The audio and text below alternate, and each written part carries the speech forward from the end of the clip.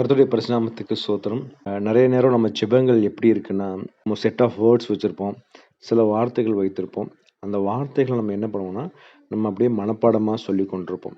அந்த வார்த்தையில வந்து நமக்கு ஆழமான அர்த்தம் நமக்கு தெரியறதில்ல. அதை நம்ம உணர்ந்து நம்ம ப்ரேயர் பண்றதில்ல. எதனாலன்னா, நம்ம கடவுள நாம எப்படி பார்க்கிறோம்னா, நமக்கு வந்து ஒரு ஆசீர்வாதம் தருகிறவரா நம்ம பார்க்கிறோம். நம்ம கேட்கிறதெல்லாம் கொடுக்கிறவரா பார்க்கிறோம். கடவுள் குடுப்பாருங்க. கடவுள் வந்து நம்ம தேவைகளெல்லாம் சந்திக்க வல்லவரா இருக்கிறார். நம்முடைய உறவு கடவுளிடத்துல எப்படி இருக்குதோ, அப்படிதான் நம்ம பிரேயர்ஸும் இருக்கும். அதாவது நம்முடைய உறவு எப்படி இருக்கும்னா, ஒரு தகப்பன், ஒரு பையன் மாரி. ஒரு தகப்பன், மகள் மாரி இருக்கிற உறவு தான் கடவுள் எதிர்பார்க்கிறார். ஆனா, நம்மளுடைய உறவு எப்படி இருக்குன்னா, நம்ம கடவுள எப்படி பார்த்துக் கொண்டிருக்கிறோம், நம்ம தேவைகளை மட்டுமே சந்திக்கிற ஒரு கடவுளாய் பார்த்துக் கொண்டிருக்கிறோம். அதனால தான் நமக்கு வந்து ஒரு அப்பா கிட்ட பேசுற மாரி நம்ம பேசுறதே இல்ல. ஃபார் எக்ஸாம்பிள் வந்து, உங்க பிள்ளை உங்கள்ட்ட வந்து உங்க பேரு போட்டு, "மிஸ்டர் எனக்கு இது வேணும். மிஸ்டர் எனக்கு அது வேணும். மிஸ்டர் நீங்க இத பார்த்துங்க. மிஸ்டர் இத நீங்க செஞ்சுருங்க." அப்படின்னு நம்ம பிள்ளை நம்மகிட்ட பேசுனா, நமக்கும் நம்ம பிள்ளைக்கும் அந்த உறவு எப்படி இருக்கும்? நீங்க ஜஸ்ட் யோசிச்சு பாருங்க. எனக்கு இது வேணும், அது வேணும் மிஸ்டர், மிஸ்டர் அப்டின்னா, என்னடா இது என் பையன் எங்கள அப்பான்னு கூப்பிட மாட்டேங்கிறானே! அப்டிங்கிற ஒரு தாட் நம்ம எல்லாத்துக்கும் வந்துரும். அதே மாரி தான் நம்ம என்ன பண்றோம், பிதாவை வந்து நம்ம யெகோவா ஈரே, யெகோவா ஷம்மா அதெல்லாம் சொல்லி நம்ம வந்து கூப்பிடுறோம். கரெக்ட்டு தான். அது அவருடைய பேர் தான். ஆனா நான் யாரு? நான் வந்து என் பிதாவுடைய பையன். நான் அவர எப்டி கூப்பிடுவேன்? அப்பான்னு தான் கூப்பிடுவேன். அவர துதிக்கும்போது நம்ம அவர் பேர் சொல்லி துதிக்கலாம். பட் ஆனா நம்ம ஒரு பெர்சனலா கடவுள்ட்ட ப்ரேயர் பண்ணும்போது, நான் வந்து ஒரு பையனாய், ஒரு தகப்பனாய் நம்ம பார்த்து, "அப்பா, அப்பா" அப்படின்னு சொல்லி நம்ம பேசுறோமா? அது ஒரு ஒரு பேச்சு தானே. ஒரு ஜெபங்கிறது என்னன்னா, நம்ம தகப்பனிடத்துல பேசுகிற பேச்சு. அத வந்து நம்ம வந்து ஒரு சடங்காச்சாரமாய் செய்து கொண்டிருக்கிறோமா? அத பேசணும்னு சொல்லி பேசுறோம். யாரோ ஜெபிக்கணும்னு சொன்னாங்க. அதனால நான் ஜெபிக்கிறேன். அப்படி கிடையாதுங்க. அதனால தான் வந்து கடவுள் இயேசு கிறிஸ்து வந்ததுக்கப்புறம் நமக்கு வந்து எப்படி ஜெபிக்கணும்னு சொல்லிக் குடுத்தாங்க.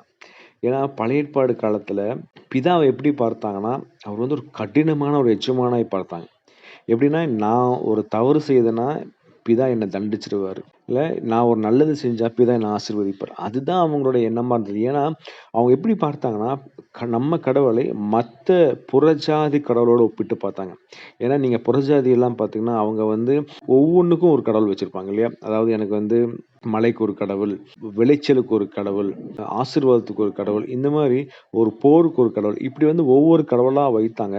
அந்த ஒவ்வொரு கடவுளுக்கும் அவங்க பலி செலுத்துவாங்க. அவங்க காணிக்கையில குடுப்பாங்க. அதே மாரி தான் நம்ம கடவுளையும் அவங்க என்ன பார்த்தாங்கன்னா, நான் நல்லது செஞ்சா கடவுள் என்ன ஆசீர்வதிப்பார். அதாவது கடவுளுக்கு பிரியமில்லாதத செஞ்சுட்டா என்ன தண்டிச்சுருவாருன்னு சொல்லி, நம்ம உலகத்தார் போல அவங்க இஸ்ரவேல் மக்கள் வந்து பிதாவ பார்த்தாங்க. ஆனா இயேசு கிறிஸ்து வந்ததுக்கப்புறம், அப்படியெல்லாம் நீங்க பார்க்கக்கூடாது.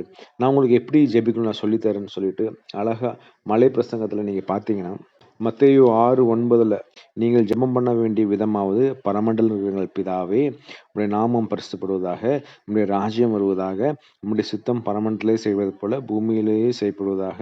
எங்களுக்கு வேண்டிய ஆகாரத்தை இன்று எங்களுக்கு தாரும். எங்கள் கடனாளிகளுக்கு நாங்கள் மன்னிக்கிறது போல எங்கள் கடன்களை எங்களுக்கு மன்னியும். எங்களை சோதனைக்கு உட்பட பண்ணாமல் தீமையினின்று எங்களை ரட்சித்துக் கொள்ளும். ராஜ்யமும் வல்லமையும் மகிமையும் என்றென்றைக்கும் உம்முடையவைகளே. ஆமென். இந்த மாரி ஜெபிக்க சொன்னார். எப்படின்னா, கடவுள நீ அப்பாவா பாருங்க.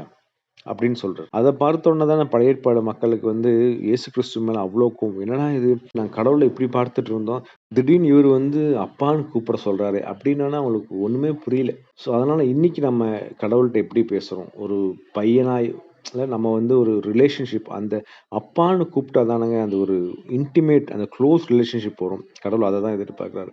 அப்படி இருந்தா தான் நம்ம என்ன பண்ண முடியும்? நம்ம வந்து ஒரு தேவனுக்கு பிரியமான பிள்ளையை மாற முடியும். நம்ம என்ன பண்றோம்னா, சின்ன வயசுல இல்ல நம்ம ஒரு 10, 12 வயசு வரைக்கும் என்ன பண்ணியிருப்போம், நம்ம வந்து எல்லாத்தையும் நம்ம போய் நம்ம அப்பாட்ட சொல்லியிருப்போம். இந்த உலக பிரகாரமான அப்பாவ நீங்க பாருங்களேன். நம்ம என்ன பண்ணுவோம், "அப்பா ஸ்கூல்ல இது நடந்ததுப்பா. அப்பா ஸ்கூல்ல நான் அது பண்ணேன்ப்பா. நான் பார்க்ல இப்படி விளையாண்டப்பா. நான் இப்படி கிரிக்கெட் விளையாண்டப்பா." எல்லாத்தையும் நம்ம அப்பாட்ட போய் சொல்லுவோம். ஆனா காலங்கள் செல்ல செல்ல நம்ம டீனேஜ் வந்ததுக்கப்புறம், ஒரு யூத் வந்ததுக்கப்புறம் நம்ம எதையுமே நம்ம அப்பாட்ட சொல்ல மாட்டோம். "நான் பார்த்துக்குவேன். எதுக்கு நான் எங்க அப்பாட்ட சொல்லணும்? எனக்கு நாலேட்ஜ் இருக்கு. இவ்வளோ வருஷம் ஆயிருச்சு. நான் பெரிய பையன் ஆயிட்டேன். நான் ஏன் போய் எங்க அப்பாட்ட சொல்லணும்?" அந்த ஆட்டிட்யூட் தான் நம்மகிட்ட இருக்கு. நம்ம நெறைய காரியங்கள் நம்ம அப்பாட்ட போய் நம்ம பேசுறதே இல்ல. அதனால தான் நம்ம குடும்பத்தில அவ்ளோ பிரச்சனை. நம்ம சொந்த வாழ்க்கையில அவ்ளோ பிரச்சனை. நம்ம எல்லாத்தையும் நம்ம அப்பாட்ட போய் சொல்லுவோம். நம்ம ஒரு சிறு பிள்ளை இயேசு கிறிஸ்து அதான் சொல்றாரு. "ஒருவன் சிறு பிள்ளை போல் மாறாவிட்டால் தேவனுடைய ராஜ்யத்தில பிரவேசிப்பதில்லை."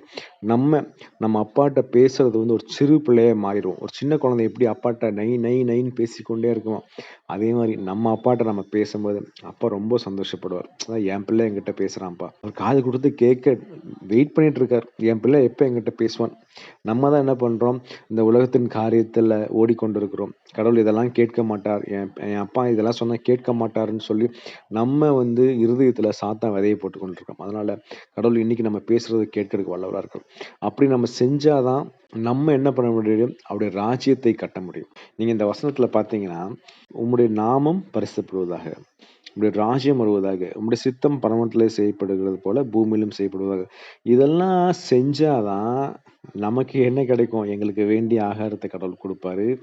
நம்ம குற்றத்த மன்னிக்கிறது போல மற்ற குணத்தை மன்னிக்க செய்வாரு. நம்ம தேவைகளெல்லாம் சந்திப்பார். அத விட்டுட்டு நம்ம வந்து அப்பாவ ஒரு கடினமான ஒரு எஜமானா பார்த்தோம்னா, நமக்கு அந்த ரிலேஷன்ஷிப்பே இல்லங்க.